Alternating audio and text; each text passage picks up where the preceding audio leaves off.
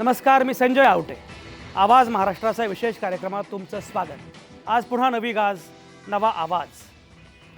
एका गोष्टीची फार चर्चा गेले 2-3 दिवस सुरू आहे आणि ती आहे अर्थातच आमदारांचे आणि मंत्र्यांचे पगार. एकीकडे मंत्री काय प्रकारे वागतात, आमदार काय प्रकारे वर्तन करतात, हे सगळं आपण बघत आहोत. त्याच्या अनुषंगानं बरीच चर्चा सुरू होती आणि त्याच्यानंतर विधिमंडळ अधिवेशनाच्या बरोबर शेवटच्या दिवशी एक बिल आलं. ते बिल लिखित स्वरूपात काय आहे कोणाला माहिती नाही आहे. ते आलं, त्याच्यावर मतदान झालं. आवाजी मतदानानं सगळ्यांनी अगदी पक्षीय मतभेद विसरून ते बिल मंजूर केलं. ते बिल काय होतं? ते बिल होतं सगळ्या आमदारांचे, मंत्र्यांचे पगार आणि त्या पगारांमध्ये घसघशीत वाढ. खरं म्हणजे आपले कुठले एचआरचे लोक सांगतील, कारण हे सध्या अप्रायझल की चर्चा सुरू असते. तर अशावेळी समजा पगारवाढ करायची असेल तर एकदम दुप्पट वगैरे अशी पगारवाढ कुठल्या कर्मचाऱ्यांची सरसकट कधी होत नाही. आणि समजा पगारवाढ करायची असेल तर त्याला मूल्यमापनाचा काही एक निकष असावा लागतो की कोणाचे किती पगार वाढवायचे. इथे असं काहीही न घडता, म्हणजे अप्रायझल नाही, मूल्यमापन नाही, काही नाही, सगळ्यांची एकदम घसघशीत पगारवाढ आहे. जवळपास दुप्पट एवढी पगारवाढ आहे. आमदारांची पण आहे, मंत्र्यांची पण आहे. या सगळ्यांचे पगार वाढलेले आहेत. आणि मग आता व्हॉट्सॲपवर, फेसबुकवर, सोशल मीडियावर सगळीकडे जी चर्चा सुरू आहे की आम्ही सगळं नाटक केलं त्या अधिवेशनामध्ये बाकीच्या प्रश्नांवर, पण शेवटी आम्ही जे करायचं ते करून घेतलं, आता इट्स सेलिब्रेशन टाईम. अगदी काही लोकांनी अशी पण रिॲक्शन दिलेली आहे, it is a black humour, की महाडच्या दुर्घटनेमधल्या सगळे जे कोणी बळी आहेत किंवा जे कोणी गेलेत त्या सगळ्या मृतांना श्रद्धांजली वाहण्यासाठी सगळ्या आमदारांनी आपली पगारवाढ करून घेतली. एकूण चर्चा अशी सुरू आहे. बरं, गंमत बघा, म्हणजे एकीकडे ही पगारवाढ आहे आणि दुसरीकडे आज पुण्यामध्ये शिक्षकेतर संघटनेचा एक मोठा मोर्चा निघाला. तो मोर्चा असा होता की आम्हा लोकांचे पगार तुम्ही वाढवतच नाही, आम्हाला साफसफाईची कामं करावी लागतात, तुम्ही रिप्लेसमेंट जी आहेत अशी देत नाही. शिक्षकच अनेक ठिकाणी शिपायाची, सेवकाची कामं करतात. शिक्षकांचा पण मुद्दा हाच आहे, विनाअनुदानित शिक्षकांचा मुद्दा पण हाच आहे. एरवी म्हणजे मुळामध्ये इन प्रिन्सिपल आमदारांची पगारवाढ योग्य की अयोग्य याच्यावर आपण चर्चा करू, पण आत्ता इन प्रॅक्टिस व्यावहारिक मुद्दा असा आहे की एरवी तुम्ही सांगत असता की तिजोरीवर फार मोठा ताण आहे, कोणीही पगारवाढ मागितली, कोणीही नव्या नियुक्ती मागितल्या की नाही, तिजोरीवर फार मोठा ताण आहे. गेल्या 15 वर्षांमध्ये या सगळ्या सरकारनं जी काही वाट लावली राज्याची, त्यामुळे तिजोरी पूर्णपणे खडखडाट आहे तिजोरीमध्ये आणि पैसे नाही आहेत. असे निर्णय घ्यायला, म्हणजे जवळपास 250 कोटी रुपये दरवर्षी तो सगळी झळ तिजोरीला बसणार आहे, तरीसुद्धा एवढे पैसे मग येतात कुठनं? जर समजा मुद्दा असा आहे की आमदारांची पगारवाढ करायची की नाही हा मुद्दा वेगळा आहे, प्रश्न प्राधान्याचा आहे. प्राधान्याच्या वाटाव्या अशा अनेक गोष्टी आहेत, तरीसुद्धा तुम्ही तुमची पगारवाढ का करून घेतली हा एक मुद्दा आहे. त्याला उपमुद्दा पण आहे. ज्या लोकांचा पगारवाढीला पाठिंबा आहे त्यांचा मुद्दा असा आहे की मुळामध्ये पगार असला पाहिजे. दुसरी गोष्ट अशी की सगळ्याच राज्यांमध्ये, म्हणजे उत्तर प्रदेशमध्ये असेल, दिल्लीमध्ये असेल किंवा अगदी बाकीच्या देशांमध्ये असेल, सगळीकडे आमदार खासदारांना योग्य प्रकारे पगार मिळतात, त्यामुळे त्यांना पगार मिळाले पाहिजेत. त्यामुळे दोन्ही मुद्दे आहेत की पगारवाढ व्हावी, पगारवाढ होऊ नये. या सगळ्या मुद्द्यांच्या अनुषंगाने आणि काही आमदारांनी अगदी स्वतःहून ठरवून मी पगारवाढ स्वीकारणार नाही, मला पगारवाढ नको. म्हणजे जेव्हा शिक्षकांच्या अनुषंगाने मला वाटतं 5वा वेतन आयोग आला होता, तेव्हा आमच्या हेरंब कुलकर्णींनी तो आयोग नाकारला आणि त्यामुळे हेरंब जरा चर्चेमध्ये आले पहिल्यांदाच. त्यांची ती भूमिका फार महत्त्वाची होती. अशी भूमिका मांडणारे आत्ता पण काही आमदार आहेत, पण त्यांना लगेच टीका अशी होते की हे सगळे तेच आमदार आहेत की ज्यांच्या मतदारसंघामध्ये आता निवडणुका आहेत, त्यामुळे त्यांना हे करण्याशिवाय पर्यायच नाही. एनिवेज, चर्चा अनेक अंगांनी सुरू आहे, पण आज आपल्याला ही चर्चा करायची आहे की राज्याच्या तिजोरीमध्ये एवढे पैसे अचानक कसे आले की आमदारांचे पगार दुपटीने वाढले. काय भूमिका आहे, काय मुद्दे आहेत, आपण चर्चा करणार आहोत. माझ्या शेजारी ही चर्चा करण्यासाठी राजकीय विश्लेषक दीपक पवार आहेत. दीपक पवार हे पॉलिटिकल सायंटिस्ट आहेत, भाषेच्या अनुषंगाने काम करत असतात आणि सगळ्यात महत्त्वाचं म्हणजे सोशल मीडियावर आपल्या ज्या काही प्रतिक्रिया आहेत त्या थेटपणे मांडतात, त्यामुळे त्यांची भूमिका आज फार महत्त्वाची असणार आहे. राष्ट्रवादी काँग्रेसचे आमदार विक्रम काळे पुण्यातून आपल्यासोबत असणार आहेत. शिक्षक आमदार कपिल पाटील हे आपल्यासोबत असणार आहेत. कपिल पाटलांनी सुद्धा पहिल्यांदाच सांगितलं होतं आणि या विधेयकाच्या विरोधामध्ये मतदान करणारे कपिल पाटील हे पहिले आणि एकमेव आमदार होते, त्यामुळे कपिल पाटील आपल्यासोबत मुंबईतून असणार आहेत. शिवसेनेचे आमदार प्रकाश आबिटकर कोल्हापूरमधून आपल्यासोबत असणार आहेत आणि विश्वंभर चौधरी सामाजिक कार्यकर्ते, विश्लेषक, बऱ्याच दिवसांनी ते आवाजमध्ये येत आहेत, त्यांचं स्वागत, ते पुण्यातून आपल्यासोबत असणार आहेत. शिक्षक आमदार दत्तात्रय सावंत हे सुद्धा आपल्यासोबत असणार आहेत पुण्यातून. या सगळ्या नामवंतांच्यासोबत आपल्याला चर्चा सुरू करायची आहे. आणि ही चर्चा सुरू करताना अगदी सुरुवातीला मला जायचं आहे दत्तात्रय सावंतांकडं. दत्तात्रय सावंत, तुम्ही शिक्षक आमदार आहात आणि आत्ता तुमचा पगार वाढलेला आहे. सगळ्यात पहिल्यांदा दत्तात्रय सावंत, तुमचं मी अतिशय मनापासून अभिनंदन करतो. दुप्पट पगार वाढणं, घसघशीत पगार वाढणं ही खरं म्हणजे फार मोठी गोष्ट आहे. म्हणजे माझी इच्छा आहे की आमच्यापैकी पण सगळ्यांना अशा प्रकारचे एकदम दुप्पट पगारवाढ झाली तर आम्ही सगळे आनंदी होऊ. तुम्ही सगळे आनंदी आहात, तुमच्या आनंदामध्ये काही व्यत्यय मी आणत नाही. पण तुमचं अभिनंदन करताना तुम्हाला असं वाटतं का की खरोखरच ही पगारवाढ न्याय्य आहे आणि हे होणं आवश्यक होतं? साहेब, महत्त्वाचा विषय असा आहे की ही पगारवाढ जी झालेली आहे ती आमदारांची दुप्पट झाली वगैरे, हे सगळं शेवटच्या दिवशी, अधिवेशनाच्या शेवटच्या दिवशी हे सगळं मी 5:30 नंतर सभागृहाच्या बाहेर पडलो आणि सकाळ उठून मी ज्यावेळेला माझ्या गावी होतो त्यावेळेला मला सगळ्या ह्या बातम्या बघायला मिळाल्या आणि मी पहिल्यांदा मनालाच क्लेश करून घेतला. कारण मी ज्यांच्यासाठी आमदार झालो, ज्यांनी मला आमदार केलं, त्या बांधवांना 15 वर्षापासून विना वेतन या राज्यामध्ये सेवा करावी लागते आहे. आपल्या मुलाची, आपल्या बायकोची, आपल्या आईवडिलांची आबाळ सहन करीत करीत ते विद्यादानाचं काम 15 वर्ष झालं करतायत. पण या राज्यामध्ये वेगवेगळी सरकारं सत्तेत येत आहेत, पण त्यांना न्याय देत असताना मात्र ती कमी पडतायत. नव्यानं सत्तेत आलेल्या सरकारकडून प्रचंड अपेक्षा ठेवून या ठिकाणी मला वाटतं मला आमदार या सगळ्या बांधवांनी अपक्ष असताना मतदान करून दिलं आणि या सरकारकडून मी माझ्या अपेक्षा व्यक्त करत असताना मोठी आंदोलनंसुद्धा केली. मी 1 डिसेंबर ते 11 डिसेंबर या कालावधीमध्ये 283 किलोमीटर मी पायी चालत जाऊन आत्मक्लेश केला आणि सरकारला विनंती केली की तुम्ही यांना आता अंत बघू नका, तुम्ही यांना अनुदान आता दिलं पाहिजे, ही वेळ आता वाट पाहण्याची नाही. त्यावेळेस मंत्री महोदयांनी येणाऱ्या बजेटच्या अधिवेशनामध्ये आम्ही ह्यांना देणारच अनुदान अशा पद्धतीनं समोर येऊन आम्हाला सांगितलं. परंतु त्या ठिकाणी बजेटच्या अधिवेशनातही तसं काही झालं नाही. आमदार सावंत, तुमचा मुद्दा पोहोचला, पण मुळामध्ये तुमची भूमिका ही असेल, आमदार सावंत ऐका, तुमची भूमिका ही असेल तर जेव्हा विधिमंडळामध्ये या प्रकारचं विधेयक आलं तेव्हा तुम्ही त्याला जाहीरपणे विरोध का नाही केला? साहेब, मी 5:30 पर्यंत विधान भवनामध्ये होतो. 5:30 पर्यंत आवटे साहेब विधेयक आलं नव्हतं. 5:30 पर्यंत विधेयक आलं नव्हतं. मी त्या ठिकाणी 5:30 नंतर माझ्या गावाकडचं अंतर साधारण 500 किलोमीटर होतं. मी रात्रभर प्रवास करून गावाकडे जायला निघालो होतो आणि मला सकाळ उठून हे कळालं की हे विधेयक आलं होतं आणि ते पास झालं. मी सभागृहात असतो तर सावंत साहेब जरा वाटलं असतं तुम्ही माझ्याकडे आला असता, आपण एकत्र जेवण केलं असतं, मुक्काम केला असता, हरकत नव्हती. पण सभागृह संपेपर्यंत थांबला असतात तर कदाचित याच्यामध्ये तुम्हाला सक्रिय सहभागी होता आला असतं. खरं म्हणजे विक्रम काळे आपल्यासोबत आहेत, राष्ट्रवादी काँग्रेसचे आमदार आहेत विक्रम काळे. विक्रम काळे, बघा, म्हणजे ज्या पद्धतीनं हे विधेयक मंजूर केलं गेलेलं आहे, घाईघाईमध्ये, लोक नाहीत, लोकांना कल्पना पण नव्हती, आमदारांनाही माहितीही नव्हतं या प्रकारचं विधेयक येणार आहे, घाईघाईमध्ये हे सगळं झालं.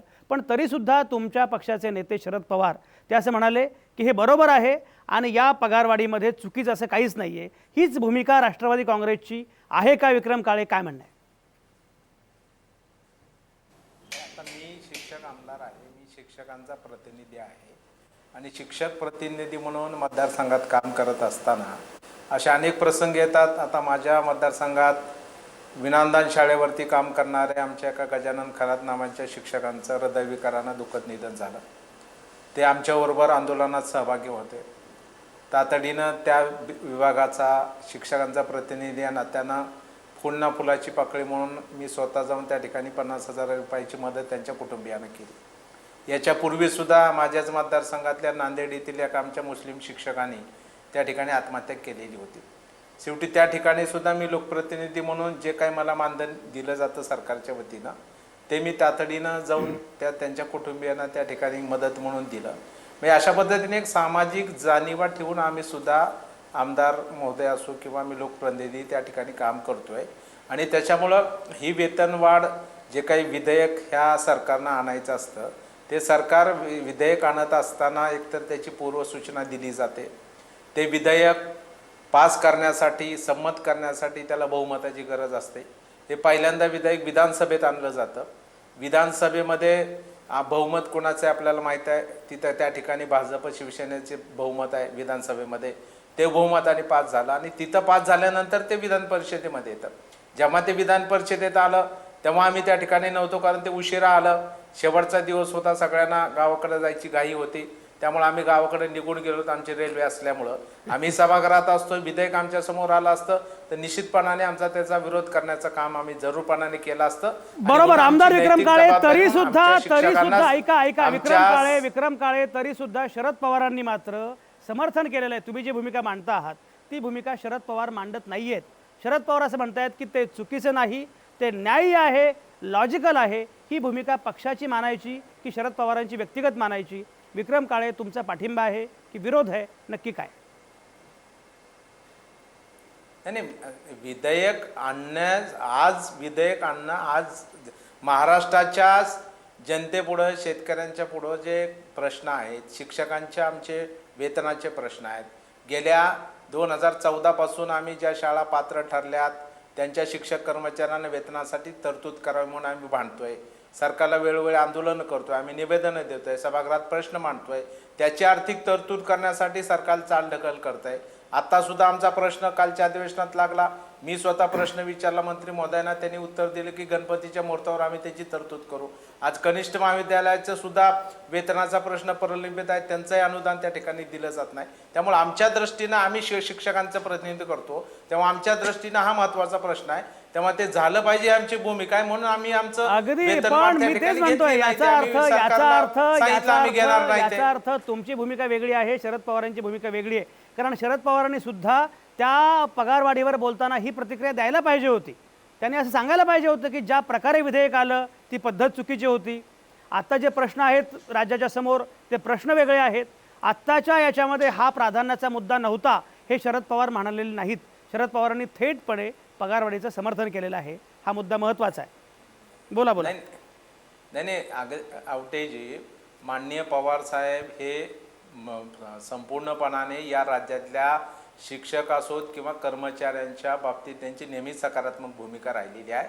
आणि त्यांच्याच कार्यकाळामध्ये मुख्यमंत्री पदावरती असताना अतिशय एक ऐतिहासिक निर्णय या राज्यामध्ये त्या ठिकाणी झाला की केंद्र सरकार ज्या वेळेस वेतन आयोग लागू करेल त्यावेळेस या राज्यातल्या शिक्षक असो किंवा कर्मचाऱ्याला असो ते सरकार जे सत्तेवर असेल ते जशाच्या तसा लागू करेल, अशा प्रकारचा एक ऐतिहासिक निर्णय या राज्यातील कर्मचारी आणि शिक्षकांसाठी माननीय पवार साहेबांनी त्या ठिकाणी घेतलेला आहे. त्याच्यामुळे ही भूमिका नेहमीच कष्टकऱ्यांच्यासाठी, कर्मचाऱ्यांच्यासाठी, शिक्षकांसाठी. आमदार विक्रम काळे तुमचा मुद्दा पोहोचला. मला ब्रेक घ्यायचा आहे 30 सेकंदांमध्ये 3 नामवंतांना बोलायचं आणि त्यानंतर ब्रेक नंतर आपण विस्ताराने चर्चा करू. पण विक्रम काळे, एक मुद्दा असा आहे की विक्रम काळेंचा या निर्णयाला विरोध आहे, पण शरद पवारांनी मात्र या निर्णयाला, या पगारवाढीला पाठिंबा दिलेला आहे. हे मात्र आपण लक्षात घेतलं पाहिजे. प्रकाश आंबेडकर आपल्यासोबत आहेत, शिवसेनेचे आमदार आहेत प्रकाश आंबेडकर. एरवी भाजपला अगदी धारेवर धरणारी शिवसेना अशा वेळी मात्र जेव्हा आमदारांची पगारवाढ असते तेव्हा मात्र आंबेडकर साहेब, तेव्हा मात्र तुम्ही अगदी भाजपच्या सुरामध्ये सूर कसा काय मिसळता? तुम्ही लगेच हे मान्य करता आणि आमदारांची घसघशीत पगारवाढ करून घेता. प्रकाश आंबेडकर, काय म्हणणं आहे? भाजपचे समर्थन करणं असा विषय नाही आहे. मुळातच लोकप्रतिनिधींचा पगार हा वाढलाच पाहिजे. बरं. आणि लोकप्रतिनिधींना पगारच नाही तर अजूनही खूप चांगल्या पद्धतीच्या सुविधा मिळायला पाहिजे, तर अधिक चांगल्या पद्धतीने प्रकाश आंबेडकर, अगदी तुमचा मुद्दा पोहोचला. मी पुन्हा विस्ताराने येतो. आमदार कपिल पाटील, तुम्ही एकमेव होता विधान परिषदेमध्ये ज्यानं विरोध केला. बाकीचे अनेक जण असं म्हणतात की आम्हाला विरोध करायचा होता पण आमचं घर लांब आहे, त्यामुळे रेल्वे आणि बाकीच्या गोष्टी, त्यामुळे ते असू नव्हते तिथे. पण तुम्ही मात्र विधान परिषदेमध्ये विरोध केलात आणि पगारवाढ थेटपणे नाकारलीत. आमदार कपिल पाटील, एकीकडे प्रकाश आंबेडकर म्हणतात की गैर काहीच नाहीये, पगारवाढ झाली पाहिजे. तुमचा विरोध का? मुद्दा काय? नाही, जरा मला दुरुस्त करू द्या. प्रकाश आंबेडकर, बोला. मला पहिल्यांदा दुरुस्त करू द्या की लोकप्रतिनिधी हा लोकशाहीचा आत्मा आहे. म्हणजे लोकप्रतिनिधी हा लोकशाहीमधला प्रमुख घटक आहे. परंतु दुर्दैवानं त्याच्या बाबतीत आजपर्यंत सुद्धा फक्त त्याच्यावरती जबाबदाऱ्या देतोय, त्याच पद्धतीने त्याला. प्रकाश आंबेडकर, तुमचा मुद्दा ऐका. तुमचा मुद्दा तुम्ही विस्तारानं मांडावा, यासाठी मी पुन्हा तुमच्याकडे येणार आहे. आता तुमचा मुद्दा पोहोचला. कपिल पाटील, तुमचा मुद्दा 30 सेकंदांमध्ये मांडा. ब्रेक नंतर आपण विस्तारानं बोलू.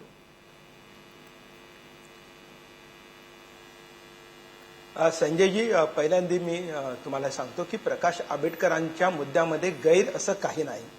त्यांनी योग्य ते मांडलंय. मात्र आज त्या निर्णयाची घाई करण्याची गरज नव्हती, कारण या राज्यातले हजारो शिक्षक पगाराविना गेले 15 वर्ष आहेत. एक छदामी त्यांना मिळालेला नाही आणि पुन्हा पुन्हा आश्वासन देऊन सुद्धा बजेटमध्ये तरतूद झाली, प्रत्यक्षात झाली नव्हती. पुरवणी मागणीत सुद्धा जे पैसे आले नाहीत आणि म्हणून एका बाजूला ज्या शिक्षकांचं आम्ही प्रतिनिधित्व करतो त्यांना पगारही मिळत नाही आणि दुसऱ्या बाजूला आम्ही आमचा निर्णय मात्र एका मिनिटात करतो, हे काही माझ्या मनाला पटत नव्हतं. आणि म्हणून ती पगारवाढ जरी रास्त असली, लोकप्रतिनिधींना पगारवाढ काही फार झाली अशा मताचा मी नाही, हे तुम्हाला आधीच सांगतो. मात्र तरीही मी त्याला विरोध केला. याचं कारण मी ज्यांचा प्रतिनिधी आहे त्यांची प्रायोरिटी माझ्या दृष्टीने महत्वाची आहे. या राज्यातले जे कोणी अंगणवाडी ताई असतील, कंत्राटी मजूर असतील, कंत्राटी शिक्षक असतील, कंत्राटी कर्मचारी असतील, संगणक परिचालक असतील, या सगळ्यांचे प्रश्न पडले त्यांच्यासाठी. यस यस आमदार कपिल पाटील, तुमचा मुद्दा पोहोचला. ब्रेक नंतर आपण विस्ताराने बोलूया.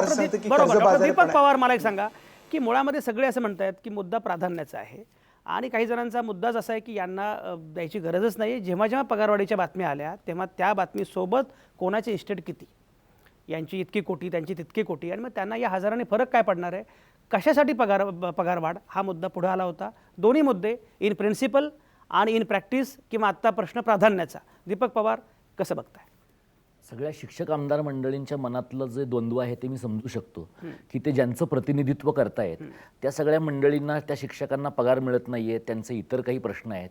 अशा वेळेला आपण लोकांच्या समोर कशा पद्धतीनं जायचं आणि लोकांचे प्रश्न कशा पद्धतीनं मांडायचे असा एक पेस त्यांच्या मनामध्ये असेल तर मी समजू शकतो. फक्त त्याचा जो परिणाम समाजामध्ये झाला आहे तो असा की समाजामध्ये एक प्रकारचं मॉरल पोलिसिंग करायला लोकांनी सुरुवात केली की यांच्याकडे इतकी प्रचंड संपत्ती आहे, मग आमदारांना पगार हवाच कशाला, त्यांना पगाराची गरजच पडत नसेल.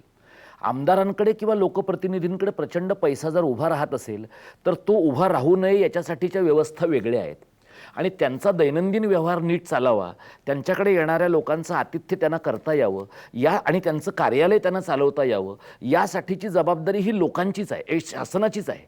त्यामुळे उद्या तुम्ही या लोकांना पगार द्यायचं कमी केलं म्हणून त्यांच्या प्रॉपर्ट्या कमी होतील अशा गैरसमजात राहण्याचं काही कारण नाही. पण मध्यम वर्गाचा एक जनरल प्रॉब्लेम आपल्याकडे असा आहे की आपल्याला म्हणजे मुकेश अंबानींनी 15 कोटी रुपये वर्षाला घेतले तर तेव्हा आपण असं म्हणत नाही की शेतकरी आत्महत्या करतो पण मुकेश अंबानी 15 कोटी कसं घेतात. पण आमदाराने 1 लाख पगार घेतला तर मात्र लोकांचं असं म्हणणं पडतं की आमदाराने पगार घेण्याची मात्र काही गरज नाही आहे. मला असं वाटतं की लोकप्रतिनिधींबद्दल समाजामध्ये सर्वसाधारणपणे जी चीड आहे त्या चिडीचा परिणाम वारंवार आपल्याकडे दिसतो आणि कपिल पाटलांनी मांडलेला मुद्दा योग्य होता की ही सगळी प्रक्रिया सरकारला पुढच्या अधिवेशनामध्ये करता आली असती. महाडच्या घटनेनंतर लोकांच्या मनामध्ये रोष तीव्र असताना हे सगळं घाईघाईने करणं म्हणजे अगदी तुम्ही हिवाळी अधिवेशनात हे करून पूर्वलक्षी प्रभावाने लोकांना पैसे देऊ शकला असतात, पण ते लगेच शेवटच्या दिवशी करण्यामुळे लोकांना ही मंडळी असंवेदनशील आहेतच आणि त्यांचा असंवेदनशीलपणा आता पराकोटीला पोचलेला आहे अशा प्रकारची एक भावना लोकांच्या मनात निर्माण झाली. दीपक पवार, हा मुद्दा अतिशय महत्त्वाचा आहे. ब्रेक नंतर या सगळ्या मुद्द्यांबद्दल आपण बोलणार आहोत. सगळ्यात महत्त्वाचं म्हणजे आत्ता घाई करण्याची गरज होती का आणि पगारवाढ हवीच का किंवा पगारच कशाला हवा या लोकांना, ही सगळी चर्चा आपल्याला करायची. विश्वंभर चौधरीसुद्धा पुण्यातून आपल्यासोबत असणार आहेत. तुम्ही कुठंच जाऊ नका. आत्ता या क्षणी मी घेतोय एक छोटासा ब्रेक. पुन्हा एकदा स्वागत. आपण चर्चा करतोय, सगळीकडे मालामाल आबादी आबाद आहे, राज्याच्या तिजोरीमध्ये पुष्कळ पैसे आलेले आहेत आणि त्यामुळे सगळ्या आमदारांचे, मंत्र्यांचे पगार अगदी घसघशीत दुपटीनं वगैरे वाढलेले आहेत. खरं म्हणजे आज पॅनलमध्ये सगळेच शिक्षक किंवा पदवीधर मतदारसंघातले आमदार आहेत. जरा विधानसभेतले आमदार असते तर आणखी चर्चा सर्वंकष झाली असती, पण विधानसभेतले आमदार या पगारवाढीबद्दल फार काही बोलायला तयार नसतात. त्यांना माहिती आहे की आपल्याला हवं ते आपण करून घेतलं आहे, उगाच बाकी गडबडी करायला नकोत. शिक्षक आमदारांचा मुद्दा असा आहे की म्हणजे त्यांच्या हेतूंबद्दल माझ्या मनात शंका नाही आहे, पण त्यांची पंचायत पण झाली, त्यांची गोची पण झालेली आहे. कारण शिक्षकेतरांचं एवढं आंदोलन सुरू आहे, एवढ्या मागण्या आहेत, अशा वेळी जर यांनी पगारवाढ मान्य केली तर त्या शिक्षकांपुढे, शिक्षकेतरांपुढे ते कुठल्या तोंडानं जातील, हा पण एक मुद्दा आहे. त्यामुळे इच्छा जरी असली तरीही जाहीरपणे शिक्षक आमदार समर्थन करू शकत नाहीत, अशी ती गोची पण आहे. पण सगळ्यांनी तू गप्प बस, काय भूमिका घ्यायची ते नंतर घेऊ, पण आता मात्र आपण शांतपणे सगळं ते मान्य करून घेऊ, अशा पद्धतीनं सगळ्यांनी ती पगारवाढ मान्य करून घेतलेली आहे. त्यामध्ये कुठल्याही पक्षाचा किंवा कुठलाही बाकीच्या सीमारेषा कुठल्याही नाही आहेत, पगारवाढ झाली आहे. आता आपण बोलतो आहोत की पगारवाढीबद्दल हे 2 मुद्दे आहेत. एक म्हणजे प्रश्न आहे प्राधान्याचा. आत्ता एवढे मुद्दे असताना, एवढे विषय असताना आणि राज्याच्या तिजोरीवर खरंच मोठं संकट असताना आत्ता पगारवाढ आवश्यक होती का या क्षणी, हा पहिला मुद्दा आहे. आणि दुसरा मुद्दा, खरंच या लोकांना, आमदारांना किंवा मंत्र्यांना एवढे घसघशीत पगार असावेत का, किंवा त्याही पुढे जाऊन यांना पगारच असावेत का, अशी सगळी सर्वंकष चर्चा आपण करतो आहोत. विश्वंभर चौधरी आत्ता आपल्यासोबत आहेत पुण्याहून. विश्वंभर चौधरी, काय भूमिका आहे तुमची, काय सांगाल? पहिलं असं की पगारवाढीला तत्वतः विरोध कोणाचाही नाही, राज्यातल्या जनतेचा सुद्धा असणार. त्याचं कारण असं की महागाई प्रचंड वाढली आहे, संपर्क बऱ्यापैकी आमदारांना करावा लागतो, लोकांच्या अपेक्षा वाढलेल्या आहेत. माझ्याकडे साखरपुड्याला आलं पाहिजे, माझ्याकडे बारशाला आलं पाहिजे, अशा लोकांच्या अपेक्षा. आणि आमदारांचे खर्च वाढलेले आहेत. आज पुणे महापालिकेत नगरसेवकांचा चहाचा खर्च महिन्याचा 50,000 ते 1,00,000चा असतो, असं मला एक नगरसेवक सांगत होते. तर खर्च वाढून मिळावा का, पगार वाढून मिळावा का, त्यात कोणालाही काही संशय असण्याचं कारण नाही, तो मिळावा. पण प्रश्न हा औचित्याचा इथं होता की एक घटना घडून गेली राज्यात, दुर्घटना, आणि त्याच्या दुसऱ्या दिवशी तुम्ही स्वतःचे पगार वाढून घेता, त्यामुळे लोक खवळले. नंबर 1. नंबर 2, प्रश्न कार्यक्षमतेचा पण असतो की शेवटी खाजगीमध्ये सुद्धा जेव्हा आपण पगार देतो एखाद्या माणसाला, तेव्हा तो काम किती करतो हे महत्वाचं आहे. दुर्दैवाने जे विधिमंडळात काम चालतं ते कोणासाठी चालतं, सामान्य माणसांसाठी चालतं का मुठभर लोकांसाठी चालतं, तोही लोकांच्या डोक्यात प्रश्न आहे. आणि तिसरा सगळ्यात महत्वाचा प्रश्न हा लोकांना एक प्रकारचं हे औद्धत्य वाटतं, हा थोडासा उद्धटपणा अशासाठी वाटतो की प्रत्येक सरकारी कायदा होताना, नियम होताना पब्लिकेशन येतं पेपरमध्ये, त्याचं प्रारूप येतं, त्याचा आराखडा येतो, आणि तुमचे पगार वाढवताना मात्र तुम्ही जनतेचा कुठलाही कौल घेत नाही. आणि तुम्ही सगळे मिळून, सर्व पक्ष, म्हणजे लोकांना प्रश्न पडतो की एरवी सगळे भांडणारे पक्ष अशा वेळेला एक कसे होतात सगळे, तर हितसंबंध इतके तुमचे मजबूत होतात की तुम्हाला मूळ मालकाचा विसर पडतो, असा लोकांचा मुख्य आक्षेप आहे. की तुम्ही मूळ मालकाला विचारून जर पगारवाढ घेतली, एखाद्या कंपनीत एखाद्या मालकालाच न विचारता अधिकार आपला पगार वाढून घेतला तर काय होईल, जी भावना होईल ती भावना आज जनतेची आहे, मालकाची आहे. दुसरी गोष्ट यामध्ये अशी आहे की समजा राजकीय पक्षांची विश्वासार्हता, राजकीय आपल्या व्यवस्थेची विश्वासार्हता असती तर लोकांनी तेही मान्य केलं असतं. परंतु लोकांना दिसतं की काल आमदार झालेला माणूस आज त्याला लगेच 24 लाखाची त्यांनी गाडी घेतली, पुढे त्याचा बंगला झाला, हे सगळं लोकांना दिसतं. आणि म्हणून लोकांना हे ठाम लोकांची समजूत आहे, त्यात काही खोटं नाही की विधिमंडळात बसणारे 90% हे अन्य मार्गाने मजबूत पैसे कमावत असतात. मला काही दिवसांपूर्वी मला करतात विधिमंडळात, हेही खरं आहे, बिल्डर्सना आणि इतर लोकांना ब्लॅकमेल करून प्रश्न विचारतात आणि प्रश्न नंतर बाहेर जाऊन सेटलमेंट करतात, हे रुटीन झालेलं आहे महाराष्ट्र विधिमंडळाचं. अगदी विश्वंभरजी, तुमचे सगळे मुद्दे महत्त्वाचे आहेत आणि त्याबद्दल विस्तारानं बोललं पाहिजे. त्यात 2 मुद्दे आहेत. म्हणजे भ्रष्ट मार्गाने दीपक पवार हे लोक पैसे कमावतातच, तर मग त्यांना पगार कशाला हवा. पण आपण जसं ब्रेकमध्ये मगाशी बोलत होतो त्याप्रमाणे या न्यायानं मग जिल्हाधिकारी किंवा पोलीस अधिकारी किंवा सचिव यांना पण पगार द्यायची गरज नाही आहे, कारण ज्या टक्केवारीचा उल्लेख केला 90% किंवा आणखी काय, तेवढंच प्रमाण अधिकाऱ्यांमध्ये सुद्धा पैसे खाण्याचं आहे. मी PSI जेव्हा जातो, तो चार्ज घेतो PI किंवा काही एखाद्या पोलीस स्टेशनचा, 1-2 वर्षामध्ये लोकांकडे गाडी येते, बंगला येतो, सगळं होतं. आणि गंमत म्हणजे या लोकांना पगार, मी तुम्हाला प्राध्यापकांचे पगार सर्वाधिक आहेत. या PIचा आणि या लोकांचा विचार केला त्यांना अतिशय सामान्य पगार आहेत. 40-50 हजार रुपये पगार एका PIचा असतो. कलेक्टरचा पगार मॅक्सिमम म्हणजे काय लाखभर रुपये असतो. आणि तरीही तोच SP चा किंवा CPचा पगार असतो, आणि तरी यांच्याकडे करोडोची मालमत्ता असते. तर हा प्रश्न भ्रष्टाचाराचा आहे, तो वेगळ्या स्तरावर त्याबद्दल बोललं पाहिजे. विश्वंभर चौधरी जे म्हणतात ते अगदी बरोबर आहे. पण प्रकाश आंबेडकरांकडे मगाशी आपण गेलो आणि त्यांना जरा विस्तारानं बोलायचं होतं. प्रकाश आंबेडकर, शिवसेनेनं जाहीरपणे पक्ष म्हणून अशी भूमिका का घेतली नाही की तुम्ही आत्ता या क्षणी सध्या चाललंय काय, एवढी दुर्घटना झालेली आहे, लोक शोक व्याकुळ आहेत, अशा वेळी हा मुद्दा प्राधान्याचा नाही, हे करता कामा नये, अशी भूमिका घेण्याऐवजी शिवसेनेनं ही सगळी घसघशीत पगारवाढ जी आहे ती मिळवली आणि भाजपच्या सुरात सूर मिसळला, ही तक्रार महाराष्ट्राची आहे. प्रकाश आंबेडकर, काय म्हणणं आहे? संजयजी, 2 मुद्दे मी पहिल्यांदा विस्तारानं आपल्याला सांगू इच्छितोय की लोकप्रतिनिधींबाबत सार्वजनिक समाजामध्ये ज्या पद्धतीची भूमिका आणि भावना आहे, त्यामुळे साहजिकच आपण सगळेजण इतक्या प्रचंड अशा पद्धतीने बोलतोय. मी सुद्धा विधानसभेतून घरी आल्यानंतर अनेक लोकांनी मला सुद्धा प्रश्न विचारला. परंतु पहिल्यांदा आपण एक मुद्दा लक्षात घ्या की जो या राज्याचं 3 लाख कोटीचं बजेट आम्ही मंडळी तिथं संमत करतोय, त्या 3 लाख कोटीच्या बजेट संमत करणाऱ्या माणसांना सुद्धा योग्य पद्धतीची माहिती, योग्य पद्धतीचं प्रशिक्षण, योग्य पद्धतीचं एक्सपोजर आणि खूप चांगल्या पद्धतीचं काम करण्यासाठी साधन सूचिता द्यायच्या दृष्टिकोनातून चर्चा ही व्हायलाच पाहिजे होती. दुर्दैवानं चर्चा त्या विधेयकाची झाली नाही, ती व्हायला पाहिजे, अजून चांगल्या पद्धतीने व्हायला पाहिजे. ती का व्हायला पाहिजे? कारण जो आमच्याकडे प्रचंड मोठा अधिकार आहे त्याचं किती युटिलायझेशन करतोय.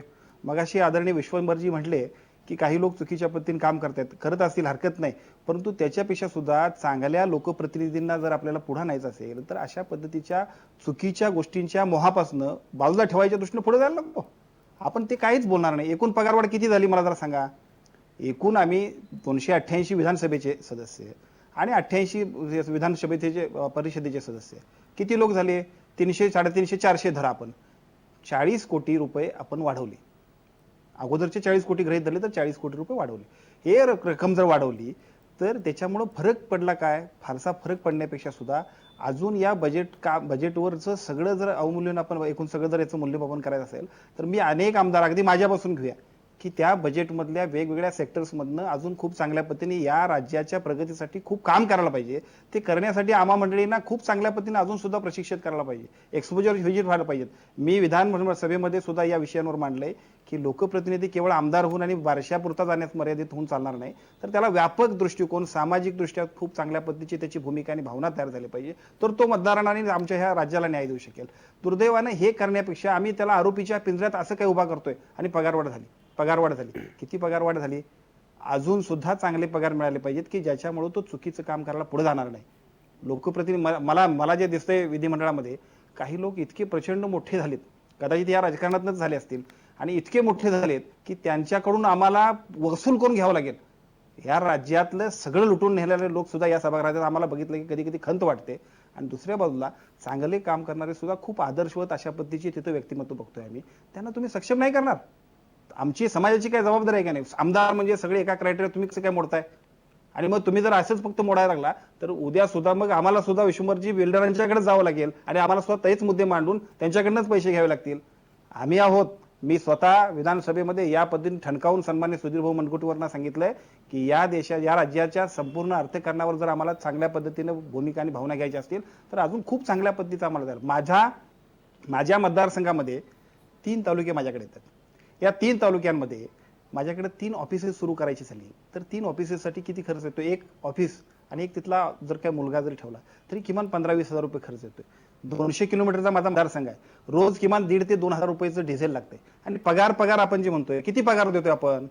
पगार आम्हाला नाही आहे. पगारापेक्षा सुद्धा गाडी भाडं, की जे आपण गाडी पूर्वी आपल्याला कुठेतरी शासनाची उपलब्ध करून द्यायची, त्या ट्रॅव्हलिंग अलाउन्स, दुसरा आपण देतोय तो स्टेशनरीच्या रूपात, टेलिफोनचं बिल, हे सगळे एकत्रित करून आपल्याला पूर्वी 75,000 रुपये देत, 78,000 देत होता ना, 1.5 लाख रुपये झालं. या सगळ्याचा उपयोग हा लोकांच्या अधिकाधिक संपर्कासाठी, अधिक चांगल्या पद्धतीच्या सुविधांसाठी आणि लोकप्रतिनिधी म्हणून अधिक चांगल्या पद्धतीने ऍक्सेस होऊन लोकांचं काम चांगलं करण्यासाठी होतोय. पण केवळ हा अपुरा आहे. अजून मी असं म्हणतोय की अजून सुद्धा खूप चांगल्या पद्धतीने लोकप्रतिनिधींना चांगलं पुढे जर आणलं नाही तर आपण काही करू शकणार नाही. विशिष्ट पद्धतीने मला तरी कधी कधी गंमत वाटते की यापूर्वीच्या अनेक लोकांनी या पगारवाढीवर कधी बोललेच नाही, किंबहुना कॅमेरा सुद्धा यायला घाबरतात. कशासाठी घाबरायला पाहिजे? तुमचं सगळं काम जर चांगल्या पद्धतीने करायचं असेल तर तुम्हाला योग्य सुविधा मिळाल्याच पाहिजेत. त्या सुविधा घ्या. बरोबर. सगळं काम करा. प्रकाश आंबेडकर, हाच आमचा अतिशय मुद्दा आहे. अतिशय विस्तारानं तुम्ही तुमचा मुद्दा मांडलेला आहे. विश्वंभर चौधरी, काय म्हणणं आहे? नाही, मी आधी म्हणूनच भूमिका माझी स्पष्ट केली. विधिमंडळात जे चांगले आमदार आहेत त्यांच्याबद्दल आपलं काहीच म्हणणं नाही. त्यांना पैसे मिळाले पाहिजेत. एखादा माणूस जर त्याचा व्यवसाय सोडून, चांगलं चाललेलं सोडून समाजासाठी येत असेल तर त्याला तिथे तेवढाच किमान चांगला पैसा मिळाला पाहिजे. त्याच्याबद्दल आपल्या मनात काहीच शंका नाही. मला अजिबात चांगल्या आमदारांच्या बद्दल, महाराष्ट्र विधिमंडळात खूप चांगले आमदार आहेत काही, त्यांच्याबद्दल मला अजिबात काही म्हणायचं नाही. परंतु जे आमदार खरं म्हणजे ज्यांच्या तुम्ही संपत्ती जाहीर करता 500-500 कोटीची, 300-300 कोटीची, तेव्हा लोकांना वाटणं स्वाभाविक आहे की जर हे 500 कोटीचे धनी आहेत तर हे राजकारणात पैसे पुन्हा कशाला कमवायला आलेत, असं एक वाटणं स्वाभाविक आहे. मला असं वाटतं की गुणवत्तेशी रिलेट करावं. मौनी आमदारांना पैसे अजिबात पगार वाढ देऊ नये. आणि दुसरी गोष्ट, त्याला खरं म्हणजे ती जी इन्कम असेल आमदाराची इतर मार्गाने येणारी, ती बघून त्याच्याशी रिलेट केलं पाहिजे. अतिशय गरीब आमदार, आता आमच्या गंगाखेडचे आमदार होते ज्ञानोबा गायकवाड, त्यांची अतिशय हलाखीची परिस्थिती होती. ते विधिमंडळात असते तर मला आनंद वाटला असता की त्यांच्यासाठी पगारवाढ झाली. एका चांगल्या माणसाला ती गरजेची होती. त्यावेळी ते झालं नाही. आजही जे चांगले आहेत त्यांच्यासाठी ती असायला पाहिजे असं मी म्हणतो. जे आमदार खरोखर सर्वस्वाचा त्याग करून, संपूर्ण स्वतःचं सोडून जे ठीक आहे. विश्वंभर चौधरी, तुमचा मुद्दा पोहोचला. पण असं करणं फार अवघड असतं की अगदी सर्वस्वाचा त्याग करणारे कोण आणि याचे कोण. पण मुळामध्ये मुद्दा दीपक पवार असा आहे की आता बघा, 4 आमदार आपल्याकडे आहेत. विधानसभेतले एक आहेत, बाकी 3 विधान परिषदेतले आहेत. साधारणपणे भूमिका काय? आणि मला फार महत्त्वाचं वाटतं की प्रकाश आंबेडकर अगदी ठोसपणे भूमिका मांडतायत की पगारवाढ ही सुद्धा अपुरी आहे. आणखी चांगले पगार मिळाले पाहिजेत कारण लोकप्रतिनिधी सक्षम झाले पाहिजेत. तुमची काय भूमिका? प्रकाश आंबेडकरांच्या भूमिकेशी मी पूर्णतः सहमत आहे आणि विशेषतः अशा पद्धतीनं एखादा विधानसभेतला आमदार ठामपणाने लोकांच्या समोर बोलतो ही गोष्ट मला फार महत्त्वाची वाटते. कारण आतापर्यंत इतर अनेक मार्गांनी पैसे कमावणारे लोकप्रतिनिधी लोकांसमोर बोलताना मात्र नैतिकतेचे बुरखे पांघरताना दिसतात.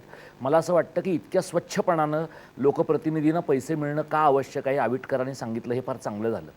विश्वंभर सरांनी जो काही मुद्दा मांडला की गुणवत्तेनुसार तुम्ही पैसे दिले पाहिजेत, या गुणवत्तेचं मूल्यमापन ही अतिशय सापेक्ष स्वरूपाची गोष्ट आहे. आमच्या क्षेत्रातलं उदाहरण मी तुम्हाला सांगतो की विद्यापीठ अनुदान आयोगानं 6व्या वेतन आयोगाचे पगार दिल्यानंतर लोकांना असं सांगितलं की तुम्ही जास्तीत जास्त सेमिनार्समध्ये पेपर वाचा किंवा सेमिनार्स ऑर्गनाईज करा आणि त्याच्या आधारित तुम्हाला मार्क मिळतील आणि त्याच्यातनं तुमची पगारवाढ आणि तुमचं प्लेसमेंट ठरेल.